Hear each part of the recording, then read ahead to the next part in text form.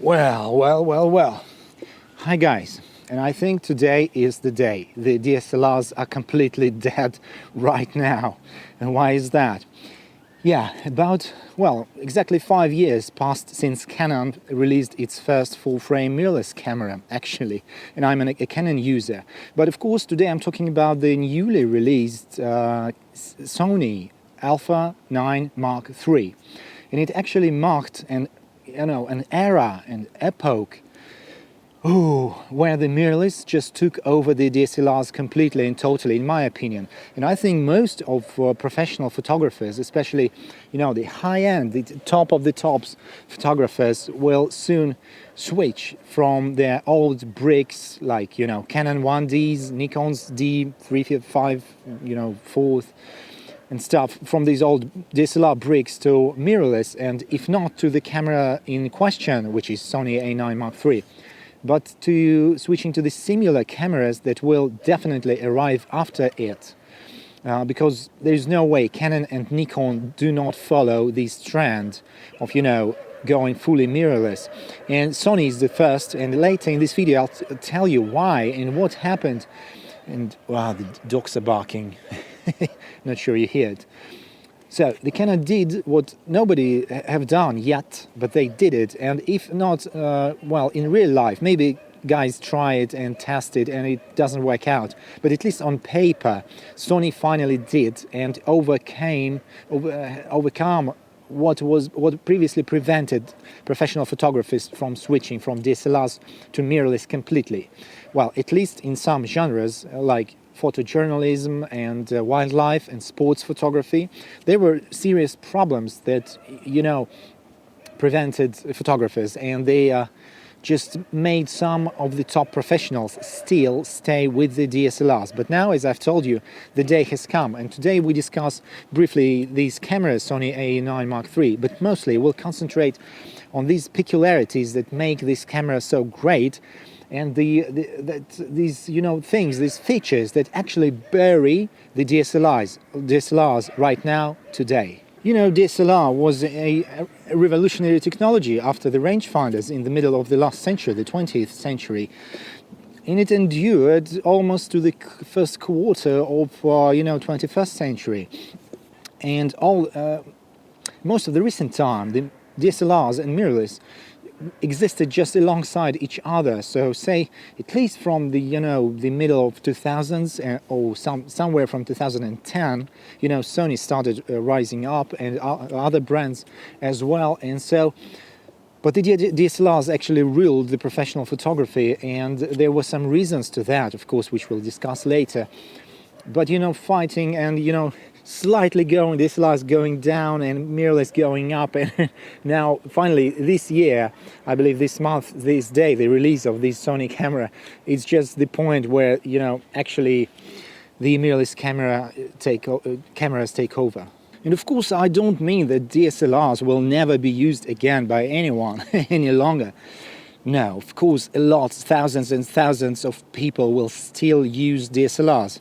Myself, I still shoot these videos and all my photos on DSLRs because, high-end mirrorless cameras are quite expensive, and I don't want to buy, cheap and limited but mirrorless camera. No, I have a quite high grade but DSLR, and I prefer that due to ergonomics and of course for the better build quality and mostly unlimited abilities comparing to the cheapest mirrorless cameras. And of course, many people in the world who are financially challenged, just like me and probably you, will still use a lot of DSLRs, but especially that they are getting cheaper and cheaper, and as more mirrorless cameras come out, then the cheaper the DSLRs turn. So that's actually the chance for guys and girls of limited means to finally purchase a decent camera, because even the high-end DSLR cameras are getting cheaper and cheaper, and that is really welcomed. So I mean, the DSLR era is finished for top professional photographers, I believe.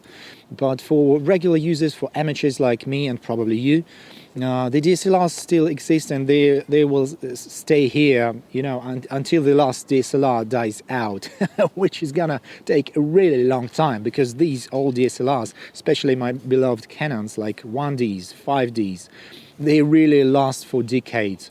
So DSLRs are gonna be around for a really long time, but in a professional use, of course, we are now in mirrorless world. All right, now let's talk more closely about this newly arrived camera. I'll give you some brief specifications. I'm no expert in Sony, and I haven't learned it yet, and I'm not sure I will, because I'm mostly Canon shooter and a little bit of Nikon shooter.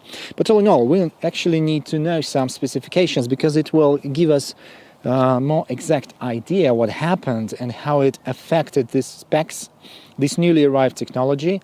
And before we go into, you know, the very reasons why DSLRs are dead now due to this camera, we'll just talk some specifications of these Sony A9III. By the way, I'm not only checking my you know, notes about the camera, the specs, but I'm also checking the picture here, because, you know, I have a Canon app, so I can see what I'm shooting right on my phone here via Wi-Fi, and I can start and stop the recording. So very nice. Now about the Sony, what is it about? It has 24 megapixels. It may sound like, you know, very small amount, but first, it's really decent, and in my opinion 24 megapixels is just the perfect spot, the hot spot, you know, the best ever. I had the lower megapixel cameras, and I have them still, and I have more megapixels in some cameras, but in my opinion this 24 is quite good enough.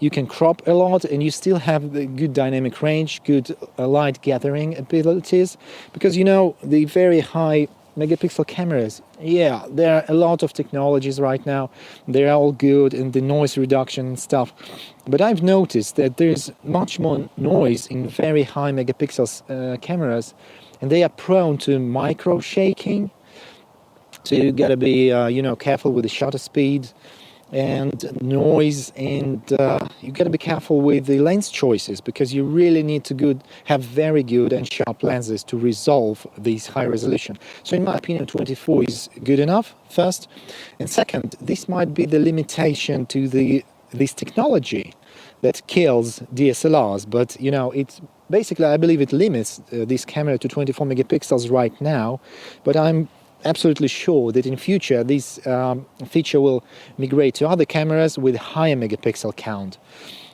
So 24 is good enough. Now, next point is flip and tilt screen. Yes, that's a nice point, and it's quite a little bit better maybe than Canon's. Canon has flip out screen that I'm looking at right now as well. But this screen on Sony A9III can also tilt up and down a little bit, which is really nice, and it can be convenient for shooting, you know, above your head and low below. So flip and tilt screen, nice, but it's not such an advantage before the Canon's flip out screens. Now, 2 card slots, it's a standard for professional cameras, and this Canon A9III is definitely the professional grade camera. 2 card slots is good, but I strongly believe that for true professional cameras, these slots must contain the same type of cards, and this one has CF Express Type A and SD card, and obviously SD is gonna be slower than the CF Express, so if you want simultaneous recording of the same material to one card and the other, the SD will slow you down. So in my opinion, the true professional cameras must have 2 card slots of the same type. But anyway, it's good, all cards are now very fast, and SD cards these days are really fast as well. But the technologies that this camera possesses, maybe 2 CF Express slots would be better. Next, the very fine feature is voice memos microphone for recording voice memos. This was always the prerogative of the, say, Canon's 1D series. Previously, even 5D Canon's DSLR cameras didn't have this feature, and the R6, the mirrorless high-end, but not the highest cameras, didn't have it. The R5 has it. Finally, the number 5, you know, line of Canons finally has the voice memos microphone, and R3. Before that, only 1Ds had it. And here, the voice memos microphone present in this Sony A9 Mark III. And this is a very useful feature because you can, especially for us reviewers and testers, it's really important to record some voice memos for your test shots. You can record comments to your pictures, especially if you test some unknown lenses or some faulty lenses or some say vintage, no name or even branded but no electronics lenses. You cannot record your aperture, shutter speed, but focal length and aperture to your EXIF file. And with these voice memos, it's easy. You just record your voice memo to any file that you shoot. So very nice touch. And even more interesting is the screen reader. I have never seen such feature in any camera. And I've been often asked by commenters on YouTube what to do with the bad eyesight. So what about the small and dark viewfinder on cropped sensor cameras, which many people use because they are cheap? And is the full frame optical viewfinders are brighter, if they are clearer, and if they are bigger? And I also often have to answer these questions because people with bad eyesight, with bad eyes, with problematic eyes, people also want to shoot pictures and to be into photography even with bad eyes. And this feature, the screen reader, is such a good thing. It's just when you go through the menu and the camera talks to you, just you hear the voice which reads what you are touching in camera. So if you go through the menu, through the functions and features, it's just the voice that comments and reads you what you are pushing and pressing on camera. Image quality recording, media, file, shooting mode. So it's just like the voice helper. And I think that's a great feature that any contemporary camera must have to help people with bad eyes to still, use the full functionality of the photographic equipment. Very nice thing. Great of you, Sony. Now, 759 autofocusing points.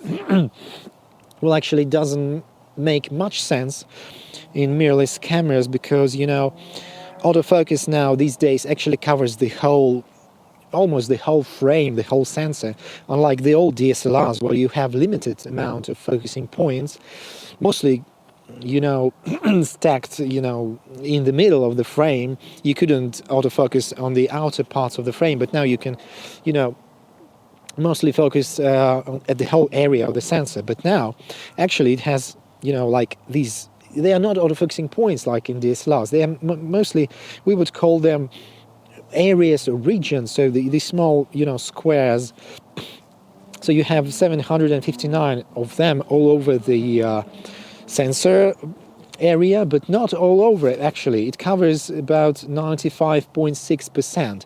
So at the very corners you cannot autofocus, in the very corners of the picture. That's a little bit weird, but still I think it's good enough, judging by the number of autofocusing points and the coverage. It's okay. Now, 8-step IBIS, in-body image stabilization. Well, of course, most contemporary cameras of high grade have IBIS, and 8 stops is very good. Canons mostly give 5 stops and 3 additional stops if you connect it with the appropriate lenses which have image stabilizer in the lens. So combined IBIS and image stabilizer in the lens, Canon also gives about 8 stops mostly with most lenses. But here I believe they promote it as the IBIS alone gives 8 stops, so that's great. Now the last point, there's of course a lot of features. I'm not covering them all. This is not the review of Sony. You can go and watch other reviews for detailed specifications. But now, sorry, I just cover what I'm interested in. Now, ISO, this is really weird. The standard ISO in this camera is from 250 to 25,600. It's not the lowest and it's not the highest that regularly presents in contemporary cameras, and the base ISO is usually 100. It's been so for a very long time, but here is 250, and this may be also the limitation of the technologies just in a few minutes we're going to start talking about that. But I believe this is the limitation for the lowest ISO and also for the highest ISO of 25,600. You cannot surprise anyone with this range of ISO in a good sense. You can only surprise anyone with a bad sense with this. But with the expanded ISO, it's from 125, also not the lowest, to 51,200. You know, most Canon cameras, especially Canons, go as low as 100 at base ISO and expanded ISO at 50. And here the lowest, even expanded one, which is not the best, the base is also the best, always the best, it's only 125, and the highest is 51,200, which is mostly now goes to over 100,000 to 400,000. In some cameras go higher, although it's mostly unusable. But anyway, this camera has basically very limited ISO range, but saying that, of course, it's basically the all range that you need. You don't really need much more range of ISO, so this is perfectly normal in my opinion, perfectly fine. So now, I think that's the basic specs that I wanted to tell you about. And now, finally, let's go and talk about what makes this camera stand out and what exactly kills DSLRs with this Sony camera. Well, first, let's see what we are not going to be talking about in regards to killing DSLRs and what we're not interesting. I mean, I'm not talking about higher resolution. As I've told you, 24 megapixels here. Well, there are higher resolution cameras. Now, this is not what's killing DSLRs, definitely. As far as I remember, exactly 10 years ago, Canon 5DS and 5DS-R came out and they contained over 50 megapixels. And contemporary cameras, both DSLRs and mirrorless, can easily have 40, 50, even 60 megapixels. It's not what's killing DSLRs, so even DSLRs could have high resolution. It was no problem. Then, I'm not talking serial shooting speed or buffer, because, yeah, it mostly depends on the processor and on the overall power of the camera, and each year the more powerful processors, you know, are produced and they come out. But still, you know, about 8, 10, 12, 14, 16 frames per second, I mean, shooting photos, it was available even 10 years ago or even before that. So, and yes, of course, contemporary cameras can shoot 20, 30, even more frames per second, and we'll talk about that later. But it also is not what kills DSLRs completely, I believe, because with these higher frame rates, you could really shoot previously in DSLRs with the mechanical shutter, and also going live view and shoot it in live view mode, like with the mirrorless. It was the same. So, not the speed, because you know these cameras are really fast, and this new Sony camera is also faster than its predecessors. But now we are not talking about that, and not even about buffer. So the amount of space that your camera can contain before it stops shooting, yeah, it all can go higher and higher and higher with the technologies, but it's not what kills DSLRs. DSLRs could also have a lot of buffer. Now, I'm not even talking face, eye and body, animal, vehicle recognition. Yes, this is the feature that stands out in mirrorless cameras, but DSLRs also had like 3D tracking and Nikon cameras. It had intelligent tracking and recognition, it was called, in Canon cameras, in DSLRs I mean. So even through the optical viewfinder you could track the objects just fine, and you know, tons and tons of very good professional high-grade pictures were made at the Olympics, at the Wildlife, National Geographic and stuff. So it was not the limitation for DSLRs. Of course, it's much more convenient with the mirrorless, but it was not the limitation. And especially that now Sony promotes like the human pose estimation. So not just finding and tracking eye or face, but also body and pose. And that is really interesting, and we'll see how it works, because previously the cameras actually could still track your body even if it lost your face or eye. So say you turn around, which I wouldn't do that because I have an old camera which can lose the focus completely. But now I can check it out if it's tracking my face, which it must be doing right now. Yeah, the picture is just fine. So they promote it as estimating human pose, but previously, if you turn around and the camera loses your face, it still continues to track, some parts of your body, like the same object, but it's tracked like with some squares or rectangles. It didn't know that it's the human body exactly. It just continued to track the same object basically in the same space, in the same place when it lost the face. Well, then you turn it back around, it finds the face and continues to track. But here, if it's gonna be tracking the human pose, then it's less possibility to lose focus at all when you turn around or to change the posture or something like that. So it must be more reliable tracking of humans, even if the camera loses the face or eye. But still, it's not the reason to kill DSLRs. Professionals shot it even before live view, even when you couldn't check your picture on the screen at all. So, no, I'm not talking about these any of these features or any other features which are more. But what I'm actually talking about, let's finally get into it. So what are these features that actually bring DSLRs to the ground and bury them? Now, in my opinion, they are as follows, at least as follows, because of course you can compliment me in the comment section down below and add something, tell me what you think, what you know, and let's discuss it. So now, at least, well, the most important thing is, of course, the invention and introduction of global shutter. And that is actually like reading the whole sensor and all of its pixels right away. Before that, even the fastest cameras still were reading, the sensor line by line from top to bottom. And it brought some serious problems like, let me just name you, bending. Bending was a real problem with the artificial lights, especially at different shutter speeds, and the artificial lights flicker, so they, turn on and off very, very quickly, and we don't see it with the human eyesight, but cameras see it, and it's getting to the pictures, and with different lights, with different flickering, there was often bending. Bending is like when you had bands, like really wide lines of a little bit darker or a little bit brighter exposure, and so that there appeared so-called bending.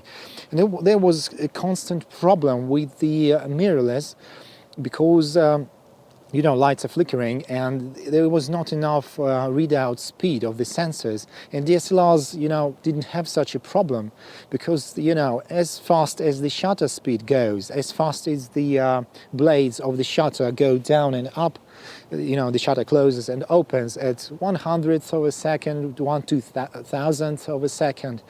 Well, the whole sensor was exposed and no bending whatsoever, even with the flickering lights. And later there was invented even the flicker correction in DSLRs, so also it was not such a problem. But with the mirrorless, it was often a problem, especially for sports shooters at night time at the stadiums with a lot of flickering lights around. It was a problem, and no bending now with the global shutter when the whole sensor is red at the same time, all the pixels, no bending. So this it really makes DSLRs not so useful anymore, considering the bending problem. Now, the same thing with the global shutter. There was often the rolling shutter, so-called rolling shutter. It's when your picture is skewed, just especially when you pan around the video, especially with the high frame rate, with the high resolution, when the processor needs a lot of power and it doesn't catch up with the speed of your so panning around. And there was a real problem because the sensor was read line by line from top to bottom, and when you move your camera, the top line is all red, but the bottom line is not yet red, but it already moved. And so it created the rolling shutter. No rolling shutter any longer with the global shutter. So, no problem with high resolution and high frame rates and basically the video. It's getting rid of the rolling shutter, and also not in video, but also in photos, in the pictures. When you're panning and shooting your pictures, then you also get, bent objects, and, they lose their geometry. So no bending, no rolling shutter any longer with the global shutter. No need to use DSLRs, because DSLRs never had rolling shutter in photography, for photographs over the optical viewfinder. But now no rolling shutter in mirrorless as well with this Sony camera. Now, flash synchronization problems. It was also a problem of the sensor speed, readout speed, and it was also a problem with DSLRs, but now it looks like it is mostly solved with the global shutter as well.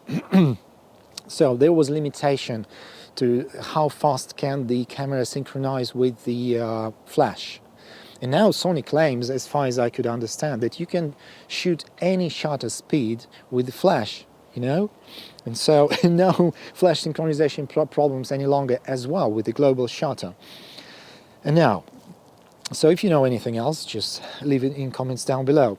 But that's about the global shutter. Now, this Sony camera can go to the faster shutter speed than ever before with, mirrorless or DSLR, doesn't matter. Say most DSLRs went up to 1/4000th of a second for photography, and in the amateur world, in the professional cameras, it's mostly was 1/8000th of a second. Some could go up to 1/16,000, maybe, but that's basically the limit. The cameras could not shoot any shorter than that. But then, with the electronic finders, cameras went up to 132,000, 164,000 per second. Now this camera, this Sony, claims to be 180,000 of a second. This is a very, very short period of time for gathering light for photography. And it may not be needed as much, but it actually can be needed. What for? And that is unavailable in DSLRs, of course. So now we can use it in mirrorless, and we cannot use DSLRs for that, so get rid of them, so to say.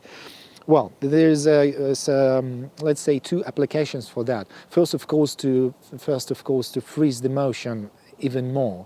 So if a very fast moving object in your frame, you can freeze it at 1/80,000th of a second. There are really, really fast objects, and the faster the object moves, the shorter the shutter speed you need to freeze it. So that's the first application. So we now can freeze even faster moving objects, faster than before. And second, which may be even more comfortable and convenient, is the use of faster lenses. So now I'm shooting with the 1.4 aperture lens in the night, so it helps me gather light and lower down my ISO to get cleaner picture. But if I want to shoot this lens, let's say at 1.4, in the daylight, that would be too overexposed, and so I would need either a shorter shutter speed or the ND filter to reduce the light. So now you may not be needing the ND filter, because well, in my experience, say the lenses with at least f1.8 aperture, actually with the ISO 100 and 1/4000th of a second, it's the limit. If you want to go with faster lenses in the daytime for photography, it will be overexposed. You either need an ND filter or faster shutter speed. And say with the 1/8000th of a second in the professional cameras, you would still could use, say, 1.4 lenses. But what if you want a 1.2 or 1.0? I mean, the really fast lenses, and say shooting portraits in the daytime, then these very short shutter speeds, like 1/46, 64,000 or even 8,000th of a second, will come in really, really handy, and the DSLRs cannot catch up with that. The mechanical shutter cannot go so fast. It's mostly 1/8000th of a second, and with the electronic shutter we can go practically as fast as we want. Just, we need to raise the technologies and the processing power. So the faster shutter speed is now actually what kills DSLR as well. And then the 120 frames per second blackout free shooting.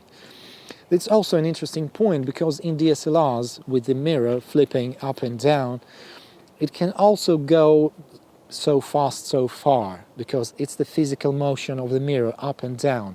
How fast can it go? As we just talked, about 1/8,000 of a second, and for that you need to flip the mirror up and down. What if you need it faster, and with the autofocus, with tracking and stuff, then you can practically not go any faster first, and then with the mirror dropping down and jumping up, you will have a blackout, so a little piece of just a bit of a time when your screen is black, because the mirror is just in front of the sensor, but not any longer. No mirrors in mirrorless cameras before the sensors. So the Sony promotes this camera as 120 frames per second electronic viewfinder shooting with blackout free. So you shoot and nothing disturbs you. No black screens. You just watch like a live view of what's going on with 120 frames per second. No blackouts. Nothing distracts you from the shooting. And this also kills the DSLRs, which can go just not so fast without the blackouts, with the flipping up and down mirror. And last but not least on my list, but you may be adding something else in the comments below, is the pre-shooting feature. It's not the first to appear in this camera. It was before, I believe, in Nikon's and maybe in the latest Canons as well. But it's a very important feature and very professional and very demanded feature, I believe. It would be very demanded by professional photographers. Pre-shooting. It's simply like the camera is recording a piece of video, very short piece of video with a high frame rate, say half a second or the whole second of video at higher frame rates, which is buffered and which is re-recorded over and over again. And if you miss the shot, then you have this number of pictures for the second of a split of a second before you press the button, and you still have these pictures available. So say there's a fast-moving object, maybe a sports or wildlife, and you try to catch it and you press the button and you take the shot, but you missed for a split of a second. But then with this pre-shooting and pre-buffering, you can go back and say with a 120 or 180 frames per second, and for say half a second or a real second, well, you have about maybe 20, 30, 50, 100 of pictures already taken even before you press the shutter button. And so it saves you the moment, and you can then later choose one of these many pictures and pick up the best. And it was not possible with the DSLRs, because the moment when you shoot, the mirror flips up, the picture is taken, then it is brought down. And if you shoot the continuous shooting, the serial, all right, 10 frames per second, 12 frames per second, yeah, it flips back and forth, and it is fast, but it's still about 10 to 15 pictures at most, and of course no pre-buffering, because the sensor, before you start shooting it, when you autofocus, the actual sensor is covered, there's a sensor before this, there's a mirror before the sensor, so the sensor can see nothing while you're autofocusing. It can only take pictures when the mirror is flipped up. So no pre-shooting and pre-buffering available at all due to the physics of the DSLRs. So now it's available in the mirrorless, and this particular feature also that is also present in this new Sony camera also kills DSLR, because this is really a killer feature for professional sports photojournalists, sports photographers, wildlife photographers, any fast-moving objects photographers, any special moments photographers. If you don't want to miss a moment, you just set it to the pre-shooting, pre-buffering, and then press the button whenever you want. So I salute and congratulate you with getting into the new mirrorless world. We've been waiting for quite a long time for that to ditch all our DSLRs, and that's really interesting what Canon and Nikon are going to answer the Sony. I'm pretty much sure it would not be left unanswered.